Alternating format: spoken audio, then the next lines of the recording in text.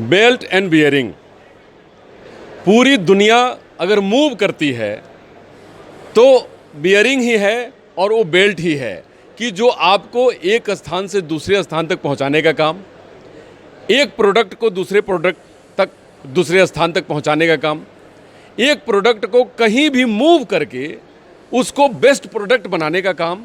मतलब पूरी इकोनॉमी और पूरा मनुष्य अगर मूव करता है तो सिर्फ उसके पीछे बेल्ट और बियरिंग का ही हाथ है। तो मेरे सामने बीबीएच के एमडी मुकेश ओझा जी, जो कि लगभग 27 वर्षों से बेल्ट एंड बियरिंग पे रिसर्च भी किया है, एक इनका बहुत बड़ा R&D सेक्टर भी है, उसमें R&D भी डेवलप किया है इन्होंने। और वो इसलिए क्योंकि ये बेल्ट एंड बियरिंग को एक बेस्ट और बेस्ट बना सकें और इंडिया को सर्व कर सकें। क्योंकि अब इंडिया वो इंडिया नहीं जो आज से 50 साल पहले हम देखते थे, क्योंकि ये अब वो इंडिया है कि जो एकदम बिल्कुल फ्लाइट मोड में है। मतलब ये इसकी इकोनॉमी, इसकी अर्थव्यवस्था और इसके बिजनेसमैन के सारे इरादे और हौसले इतने ऊंचे और इतने बढ़िया उड़ान भर रहे हैं, जिससे भारत में, पूरी भारत की इकोनॉमी पूरे विश्व में 5वीं हो गई है। अब 4थी होगी, 3री होगी, परमात्मा करे पहली भी हो। तो मैं सबसे पहले मुकेश जी ये जानना चाहूँगा कि बेल्ट एंड बियरिंग का चोली दामन का साथ है। बेल्ट और बियरिंग दोनों एक साथ रहते हैं, चाहे मशीन में हो या फिर और कहीं भी हो। तो आपने बियरिंग और बेल्ट को जो सेक्टर चुना, क्योंकि आप 27 साल पहले जब इस इंडस्ट्री में आए होंगे, इसको शुरुआत किया होगा, तो क्या देख करके आप इस इंडस्ट्री में आए और क्यों आपने बेल्ट एंड बियरिंग को ही चुना? और belt bearing house private limited आपकी कंपनी का नाम भी है, कैसे, क्या कहेंगे आप? 27 साल पहले जब हम एक बिजनेस स्टार्ट किया था तो हमने ये सोचा कि पावर ट्रांसमिशन की 2 प्रोडक्ट ली जाए जी, जिसके साथ हम ट्रेडिंग बिजनेस शुरू किया था, बेल्ट और बेरिंग का जी। और आज से 27 साल पहले भी हमने ये सोच रखी थी कि हमारा नाम ही ऐसा होना चाहिए जो ऑटोमेटिक मार्केटिंग हो सके। इसलिए हमने अपना नाम रखा बेल्ट एंड बेरिंग हाउस। मुझे किसी को कहने की ज़रूरत नहीं कि हम क्या प्रोडक्ट बेचते हैं, नाम ही बता देता है जी। सेकंड चीज़ कि हमने 2-3 साल के बाद में हम सीधे मैन्युफैक्चरिंग लाइन में आ गए और we are only doing business only for bearings. हम लोग बेरिंग्स बीबीएच ब्रांड, ये नाम के हिसाब से बीबीएच ब्रांड बना है और बीबीएच ब्रांड नेम से हम लोग बेरिंग बनाते हैं, बेचते हैं, एक्सपोर्ट करते हैं। बेरिंग के लिए मैं इतना कह दूं कि जैसे आपने बहुत अच्छी बात बताई, बेरिंग जैसे मनुष्य के हृदय में, मनुष्य के शरीर में जितना हृदय इम्पोर्टेंट है, ऐसे हर कोई मशीन के अंदर बेरिंग बहुत इम्पोर्टेंट है। इसलिए bearing is the heart of the machine. Yes. बिना हार्ट कोई मशीन नहीं, बिना बेरिंग कोई मशीन नहीं चल सकता और बिना हार्ट आदमी नहीं चल सकता। तो ये जो 2 कॉम्बिनेशन है, अब उसको आपको समझना होगा। हम जितनी हार्ट की केयर लेते हैं उतनी ही केयर बेरिंग की लेनी चाहिए जी। क्योंकि बेरिंग की ज्योमेट्री ऐसी होती है, बेरिंग जिस तरह से बनता है, मैंने पहले भी बताया जी, था जी, जी। ये जो बेरिंग बनता है वो बेरिंग ऑयल और ग्रीस की लेयर के ऊपर मूव होता है जी। ठीक है, तो इसके अंदर बॉल टच नहीं होना चाहिए। ये ज्योमेट्री से बेरिंग बन गया जी। तो अब ऐसे मूवमेंट करोगे तो 100 साल तक भी कुछ नहीं होने वाला है। लेकिन जब आप मशीन के अंदर फिट करते हो और थोड़ा सा बहुत मिस अलाइनमेंट रह जाता है तो भी वो 1-2 साल 3 साल चलेगी। लेकिन आप कर बेरिंग को हिट करके, गर्म करके परफेक्ट मोड में रख दिया, perfect schedule, perfect maintenance, timely maintenance, इसका लोड, कैरिंग कैपेसिटी, डायमेंशन के हिसाब से, कैलकुलेटिव हिसाब से अगर बेरिंग सिलेक्शन किया और मशीन में यूज़ किया है, 50 साल तक भी बेरिंग खराब नहीं होता। क्योंकि बेरिंग का पहले ही ज्योमेट्री का रूल्स है कि bearing never can fail, bearing never can die, bearing fails due to only man error. तो सबसे बड़ी चीज़ होती है बेरिंग के फिटमेंट प्रोसेस, मेंटेनेंस प्रोसेस के अंदर काफ़ी केयर लेना पड़ता है। बेरिंग के अंदर 25% एरिया में ही ग्रीसिंग करना चाहिए, क्योंकि मिस्त्री लोग ज़्यादातर पूरा बेरिंग कर देते हैं। उससे क्या है कि वो पूरा दोनों साइड ग्रीस भर के मशीन में डालते हैं, मोटर चलता है, मशीन में बेरिंग चलता है, बेरिंग हिट होता है, गर्मी होती है, गर्मी से ग्रीस जलता है और ग्रीस जलने के बाद में उसकी राख जो है वो रेस को ख़राब कर देती है। इसलिए कई बार बोलते हैं कि बेरिंग में आवाज़ आ गया, कि चाल पड़ गई, आवाज़ आ रहा है, बेरिंग फेल हो गया। तो बेरिंग का फॉल्ट नहीं होता है। तो ये सारी छोटी छोटी ऐसे बहुत से रीजंस हैं। बेरिंग फेलर एनालिसिस जब हम करते हैं कि भैया बेरिंग हिट, लाल पड़ गया तो हिट हो गया बेरिंग, अच्छा मिस अलाइनमेंट है तो एक साइड से बेरिंग घिसा हुआ जी। है, तो बेरिंग पहले से ही टेढ़ा ही फेटा किया हुआ है, तो ये सारे से हम लोग उसको रिसर्च करते हैं। हिंदुस्तान की जो प्रैक्टिस है वो प्रैक्टिस ज़्यादातर हैमरिंग की है, यस। और एब्रॉड की जो फॉरेन की प्रैक्टिस है वो हम लोग बेरिंग को हीट करते हैं। अच्छा। वहाँ फॉरेन की प्रैक्टिस हीट करके फिर शाफ्ट के ऊपर लगाते, फिर 15 मिनट छोड़ देते, तो वो अपने आप में वो स्थिति आ जाती मतलब है। एज इट इज जहाँ उसको फिट होना चाहिए, एज इट इज हो जाती है। वापस वो अपनी एज इट इज पोजीशन में आ पोजीशन पे आ जाता जाती है, है। और उसके बाद में उसमें अलाइनमेंट परफेक्ट रहता है, और उसके हिसाब से उसका मशीन फिटिंग होता है, तो उसकी लाइफ बढ़ती है। बेरिंग्स हाँ डिपेंड करता है स्टील ग्रेड पर, जैसे EN 31 का स्टील भी आता है, SI 5200 का स्टील आता है, GSR 50 आता है, हर प्रकार के अलग अलग ग्रेड के स्टील आते हैं। वो स्टील टंगस्टन स्टील आता है, तो ऐसा नहीं है कि एक बेरिंग के ऊपर आप 1 फुट की बेरिंग के ऊपर 5000 टन भी आप लोड कैरिंग कर सकते हैं, क्योंकि उसकी स्ट्रेंथ, वो स्टील की स्ट्रेंथ, उसकी हार्डनेस, वो उसका केमिकल कैरेक्टरिस्टिक वो बहुत इंपॉर्टेंट रहता है स्टील के माध्यम में। तो बेरिंग भी ऐसा ही है, बेरिंग का सिलेक्शन ऑलवेज आपको एप्लीकेशन के हिसाब से करना चाहिए, नहीं कि किसी का कॉपीराइट करना चाहिए आप, ठीक है। मैंने किसी का कॉपी नहीं करना चाहिए, आप अपने ज़रूरतों को ध्यान में रखकर, हाँ। और मशीन के कैपेसिटी, कैपेबिलिटी और मैकेनिज्म को ध्यान में रख करके RPM उसमें करता है, लोड वर्क काम करता है, उसका टेम्परेचर काम करता है, तो ये सारी चीज़ को देखते हुए बेरिंग का सिलेक्शन होना चाहिए, और उस हिसाब से अगर आप परफेक्ट करते हैं तो बेरिंग की लाइफ प्रॉपर मिलती है। मेरा ये कहना है कि ये बेरिंग वाइड सब्जेक्ट है, 5.5 लाख से ज़्यादा वर्ल्ड वाइड में बेरिंग्स का मैन्युफैक्चरिंग होता है। हिंदुस्तान के अंदर 1.5 लाख साइज़ जितना करीब करीब हिंदुस्तान के अंदर मार्केट है, 1.5 lakh size items, 1.5 lakh size, 1.5 lakh तरीके के बेरिंग, हाँ 1.5 लाख तरीके के बेरिंग, ऐसे 5.5 लाख तरीके के बेरिंग्स होते हैं, वर्ल्ड वाइड बनते जी हैं। बिल्कुल। आप 1 mm का भी बेरिंग मिलेगा, 1 mm ID, ये माथे का बाल का भी आपको ID का बेरिंग मिलेगा, जो हमको ऐसे पिन से लेके देखना पड़ता है, जी जी, वो भी घूमता है बेरिंग। अच्छा जी, ठीक है। जैसे ये अभी वो सब मेडिकल इंस्ट्रूमेंट्स में मेडिकल इंस्ट्रूमेंट में आते हैं, स्पेशल एप्लीकेशन में लगते हैं, तो वहाँ से लगा के मैंने 8 मीटर डाया का भी बेरिंग बनाया है जी, 8 मीटर डाया का बेरिंग, तो बहुत लंबी रेंज है। हर हर 1 mm का साइज चेंज होने से बेरिंग नंबर चेंज हो जाता है, विड्थ चेंज होने से हो जाता है, ओडी चेंज होने से हो जाता है। जो कंपनी है BBH, वो कितने प्रकार की बेरिंग बनाती है? हम लोग खास तौर पर टेपर रोलर, स्पेरिकल रोलर और पिलो ब्लॉक, प्लमर ब्लॉक और बड़ी साइज का बॉल बेरिंग, इसमें भी 45 mm के डाया में, और थ्रस्ट बेरिंग भी आता है, नीडल बेरिंग्स भी आते हैं। हम लोग कई कंपनियों के साथ में टाइप भी कर रखे हैं, 40 से ज़्यादा फैक्ट्री के साथ में हम लोग कॉन्ट्रैक्ट ऑर्डर्स भी देते हैं, बनवाते भी हैं। फाइनली हमारा इंस्पेक्शन भी रहता है, और हमारे खुद के प्लांट में जो हम बनते हैं वो हमारी जो ओवर डिमांडेड आइटम है, जिसका मार्केट में बहुत डिमांड है, वो आइटम का भी प्रोडक्शन हमारा रहता है। कौन सा आइटम है, वो क्या है? जैसे टेपर, ऑटोमोटिव, हम लोग best automotive segment, mining segment और क्रशर काम करते हैं फिलहाल। और मेरी जर्नी तो 3000 से शुरू हुई थी, और आज जिस लेवल पे हम लोग ने एक से लगा के हम लोग इतना बड़ा वाइड ऑपरेशन स्टार्ट किया है, 100 करोड़ का करीब बिजनेस हमारा बेरिंग का पहुंचा है। तो ये चीज़ जो है, इसके लिए और भी आने वाले समय के अंदर हम उसको और भी वाइड करेंगे, उसको फैलाव करेंगे, विस्तार करेंगे। अब जैसे हम जमशेदपुर में फर्स्ट टाइम आए हैं कि इंडिया में, हम लोगों ने, ये मेरा 64th एग्जीबिशन है पिछले 15 साल के अंदर।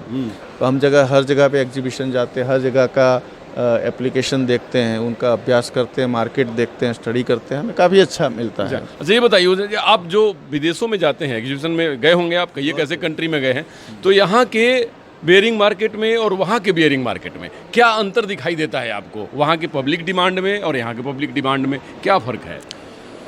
देखिए, लोग कई बार कहते हैं कि अमेरिका, चाइना इंडिया से आगे हैं। इंडिया से आगे का मतलब ये होता है कि वो लोग ऑटोमेशन में आगे हैं। अपने यहाँ बैग उठा के जाएगा, वहाँ पे बैग ट्रॉली जैसे लेके चला जाएगा, वो इतना फास्ट हो गया है। आज भी लोग सीढ़ियाँ चढ़ते हैं, लेकिन वहाँ पे छोटा 10 स्टेप का भी होता है, वहाँ एक्सीलेटर होता लगे हुए है। हैं। तो हर चीज़ के अंदर ऑटोमेशन आ गया है। आप लोगों को ताकत नहीं लगानी है। IT सेक्टर इतना काम कर रहा है, दुनिया को जोड़ रहा है, तो वहाँ पे उन लोगों की डिमांड जो है ज़्यादा रहती है, और मास प्रोडक्शन लेवल जो है वो चाइना बीट कर रहा है वर्ल्ड वाइड को। हम लोग यहाँ पे क्या है, हिंदुस्तान, आज मैं जमशेदपुर आया, जमशेदपुर के अंदर हमने देखा ऑटोमोटिव मार्केट का 5 करोड़ का बिजनेस है। तो ठीक है, हम 5 करोड़ के हिसाब से बेरिंग बनाए, लेकिन मैं पूरा हिंदुस्तान का देखूंगा तो मैं सोचूंगा 150 करोड़ का, 200 करोड़ का खाली पर्टिकुलर ये सेगमेंट में बिजनेस है, तो मैं उस लेवल तक पहुंचने की सोचूंगा। लेकिन विदेश और चाइना में ऐसा होता है कि वो लोग स्टेट का डिमांड है बोले 1 लाख बेरिंग, और पूरा चाइना का डिमांड है 8 लाख बेरिंग, और पूरा वर्ल्ड वाइड का डिमांड है 20 लाख बेरिंग। तो वो लोग क्या करते हैं, जो 20 लाख कैपेसिटी का ही प्लांट डालते हैं, क्योंकि सरकार पैसा देती है। जी। इंडिया में तो हमको तो हमारी गुडविल होगी तो लोन मिलेगी, नहीं तो नहीं मिलेगी। अब उस लोन लेने के लिए भी हमको पैसा देना पड़ता है सिक्योरिटी के तौर पे। तो ये प्रॉब्लम वहाँ नहीं है। वहाँ गवर्नमेंट, अगर आप बिजनेस करते हैं तो गवर्नमेंट का एक पार्टनरशिप होता है, उनका एक हेल्प होता है, तो उनके हिसाब से वो बड़ी क्वांटिटी का प्लांट डेवलप करते हैं और ऑटोमेशन के साथ में डेवलप करते हैं। वहाँ पे 1 फीट का अंतर भी नहीं रहता है। हमारे यहाँ तो क्या, एक यहाँ चीज़ बन रहा है, यहाँ से लेके वहाँ जा रहा है लॉरी, वहाँ से लेके वहाँ जा रहा है लॉरी, फिर वो आदमी यहाँ से यहाँ पूरे प्लांट में घूमता है, यानी waste of time. Conveyor system का ज़माना आ गया, तो उससे जो है बिना हाथ टच किए स्टार्ट टू एंड तक प्रोडक्शन फास्ट होता है। वो रोज का प्रोडक्शन 10-10 लाख बेरिंग का कर सकते हैं, इतने बड़े बड़े प्लांट। मतलब हमारी जो मार्केट मीट है वो है चाइना से, क्योंकि हम लोग को कम्पीट करना है चाइना को, और उसके लिए हम लोगों को थोड़ा जोर लगाना पड़ेगा। और आप जैसे इंडस्ट्रीज जो कि मेक इन इंडिया, और ख़ास करके बहुत बड़े स्टार्टअप हैं आप, और प्रधानमंत्री जी के सपनों को एकदम बिल्कुल अपना ड्रीम मान करके आप चल रहे हैं कि उनके सपने के भारत को बनाना है हमें। अभी बजट में भी 10 लाख करोड़ रुपए का एलोकेशन हुआ है, जो आप लोगों के सेक्टर को बहुत एनहांस करेगी। तो आप क्या कहेंगे कि क्या क्या चीज़ें चेंज की जाए और क्या क्या चीज़ें ज़रूरी है जिससे कि ये इंडस्ट्री बढ़े? जो सरकार ने कल ही बजट के अंदर 10 लाख करोड़ रुपया का कैपिटल इंफ्रास्ट्रक्चर के लिए किया है, उससे छोटे एमएसएमई सेक्टर को भी 2 लाख करोड़ रुपए का प्रावधान दिया है। और सबसे अच्छा है कि उसमें फिनेंशियल सिक्योरिटी का रिलीजिंग प्रोसेस का एक उन्होंने योजना बनाई है। तो इस प्रकार से छोटे सेक्टर एमएसएमई लेवल को, मीडियम जो सेक्टर है, उन लोगों को बहुत बड़ी ताकत मिलेगी। तो इस प्रकार से हर किसी का धंधा बढ़ सकता है। मैं एक लाइन और कहना चाहता हूँ कि लोग कहते हैं मंदी आती है। मैं आपको ये बताना चाहता हूँ कि हिंदुस्तान में आबादी कम हो रही है कि बढ़ रही है? बढ़ती जा रही है। जब बढ़ती जा रही है, आवश्यकता बढ़ती जा रही है, डिमांड बढ़ती जा रही है, तो मंदी कहाँ से आएगी? हम लोग जो बेरिंग का कैपेसिटी जो ऑर्डर लेते हैं, हमारा ऑर्डर ही 3 गुना आता रहता है कि भैया उससे हम पहुँच नहीं सकते। तो डिमांड बहुत है।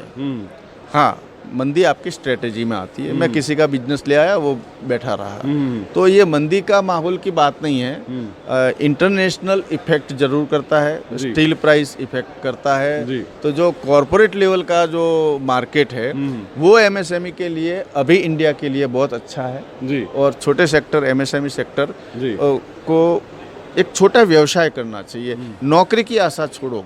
कल के बजट के अंदर रोजगारी के ऊपर कुछ नहीं कहा है, लेकिन आप एमएसएमई को जोर दिया है, मेक इन इंडिया को जोर दिया, इंफ्रास्ट्रक्चर लेवल को जोर दिया कि वहाँ पे रोजगार भी डेवलप हो सके और वहाँ पे इंडस्ट्रीज भी आ सके। जी बिल्कुल। तो उस प्रकार का एक थिंकिंग पिछले 5 साल से मेक इन इंडिया लेके आए, फिर आत्मनिर्भर भारत लेके आए। तो उस प्रकार से एक कॉन्सेप्ट ऐसा जा रहा है कि हम लोग नौकरी देने वाले बने, हम नौकरी लेने वाले नहीं बने। बिल्कुल। प्रधानमंत्री जी ने इस बात को भी कहा ओझा जी कि हम राज्य सरकार को अपॉर्चुनिटी दे रहे हैं कि 50 साल तक हम उनके दिए हुए कर्जों के ऊपर हम कोई इंटरेस्ट नहीं लेंगे।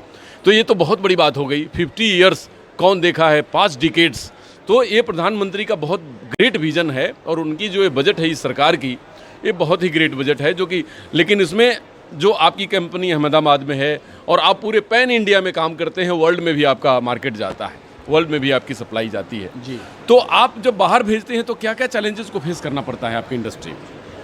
नहीं, मेनली बाहर भेजने में इंडिया की ओर से कोई चैलेंजेस नहीं रहती है, लेकिन market, international market, competitive market and cost analysis और उनका grade wise, steel grade wise analysis का थोड़ा फैक्टर रहता है।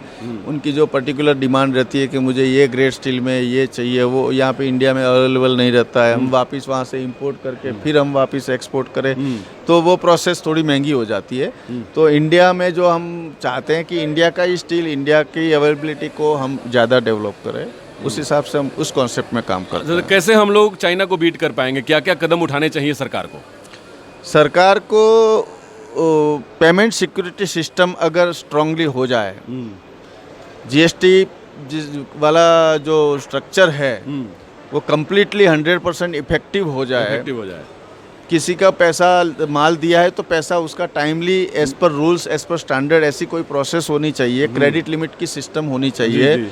तो आदमी को सिक्योरिटी ये रहती है कि मैं आज बेचा हूँ, मुझे महीने में ये तारीख में मेरे अकाउंट में पैसे आ जाएंगे, तो उसके ऊपर वो प्लान कर सकता है, आगे 6 महीने का प्लान कर सकता है, 1 साल का प्लान कर सकता है। तो वो जो बिजनेस ग्रोथ होता है वो 330% ग्रोथ बढ़ सकता है एज पर कैलकुलेशन। मेरे पास में वो चार्ट है कि हम लोग कैसे बिजनेस को कैलकुलेट करते हैं। अब आप बंदे को 5 लाख रुपया लेके धंधा करने बिठाया कि भैया जो तू सामान बेच, अब यहाँ बोले 3-4 महीने की उधारी है, 5 महीने की, 6 महीने में पैसा आएगा, वो 5 लाख रुपए का बेचारा 6 महीने में 3 बार ट्रांजेक्शन कर पाएगा। लेकिन हम लोग कैश में बेचते हैं। मेरी कंपनी की एक पॉलिसी है, मेरी कंपनी में न तो आज तक एक भी सेल्समैन रखा मैंने, न एक भी आदमी उगाई का रखा। पेमेंट आएगा, माल जाएगा। मुझे रोज 2 टका ही चाहिए, लेकिन मुझे रोज का चाहिए। मैं 365 दिन साइकिल घुमाता हूँ, लोग साल में 4 बार साइकिल घुमाते हैं। फास्ट ग्रोइंग होने का ये सबसे बड़ी ताकत है। ऐसी ही सिस्टम अगर सरकार लेके आती है तो जो 2047 का सुपर पावर का सपना देखा ना, वो 2030 में हो जाए इंडिया सुपर पावर। देखिए, एक एमडी का ये सोच है, और वो एमडी जो बीबीएस कंपनी के एमडी हैं, और इनका सोच है कि जो fast moving financial system, fast moving infrastructure में जो काम हो रहा है, fast moving facilities, single window कार्यक्रम, ये सारी चीज़ें अगर मिल जाए, और सिक्योरिटीज़ खास करके फाइनेंशियल सिक्योरिटीज़, तो हमारी इंडस्ट्री जो हम सपना देख रहे हैं कि 2050 तक हम जो है इतना एक विकसित भारत बनेंगे, तो हम पहले भी बन सकते हैं। एक बहुत बड़ी इन्होंने बात कही है। स्वाभाविक है कि ये बियरिंग इंडस्ट्री, बेल्ट इंडस्ट्री एक बहुत बड़ी इंडस्ट्री है, क्योंकि आपके मेडिकल इंस्ट्रूमेंट से लेकर आसमान में उड़ते हुए हवाई जहाज़ भी, जनरली ये भी कहा जाता है कि कोई ऐसा घर नहीं और जगह नहीं जहां ह्यूमन बीइंग हो और वहां पर बियरिंग ना हो, क्योंकि बियरिंग लाइफ लाइन है आपकी भी और आपके पूरे मैकेनिज्म की भी। और बियरिंग कोई ऐसी चीज़ नहीं कि जो एक मशीन हो, बियरिंग एक सिस्टम है, एक टेक्नोलॉजी है। अब बियरिंग अपने आप में एक मैकेनिज्म है। इस तरह से चीज़ों को फिट की जाती हैं कि ऑटोमेटिकली वो अपनी को सर्व करती है और आपको, हमको, पूरी दुनिया को घुमाती रहती है। तो आज बहुत आनंद आया बात करके आपसे, और आपकी बीबीएस देश को बहुत सपोर्ट कर रही है, खास करके इंडियन इकोनॉमी को, और मेक इन इंडिया, और ख़ास करके प्रधानमंत्री का जो सपना है कि हम राष्ट्र के प्रोडक्ट को ज़्यादा लें। तो एज ए एमडी पूरे भारत के लोगों से आप क्या कहेंगे जिससे कि बीबीएस का ही माल लोगों में जाए, लोग अपने राष्ट्र के प्रोडक्ट को लें, कंपनी को आगे बढ़ाएं और देश को भी आगे बढ़ाएं?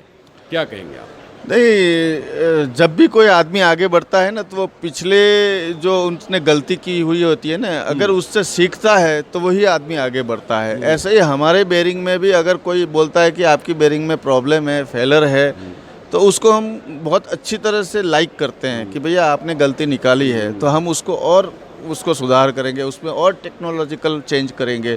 तो ये डे बाय डे सीखने का प्रोसेस ऑलवेज बना हुआ है। तो यही जो सोच है, ये सोच हमें हिंदुस्तान के अंदर कोने कोने में लेके जाती है जी। और मेरी प्रोडक्ट, मेरी क्वालिटी ही मुझे डेवलप करती है, ये मेरा विश्वास है।